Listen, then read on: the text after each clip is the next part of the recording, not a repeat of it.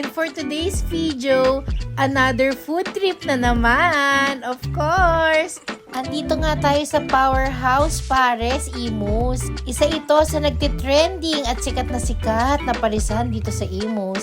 Syempre, isang malaking shout out kay Boss Omar na talagang ako'y nilibre at binusog ngayong gabi. Tignan nyo naman ang mga kapatid ko, napakagagwapo at napakasisiksik. Kasing siksik nitong bone marrow sa lamesa namin. At syempre, dumating na ang order ko. Ano pa ba kundi ang classic pares? Grabe, Mrs. B, gabing-gabi na pero aurang-aura pa din. At matapos sa mga picture taking at ang pagpapakyut sa camera, oras na para husgahan ang pares na ito. Para sa katulad ko na pares lover, masarap talaga ang beef nila. Talagang nanunuot ang lasa sa laman. At perfect match din ang kanilang kanin. Isa pa sa nagustuhan ko dito, hindi maalat o sobrang tamis ng timpla ng sabaw.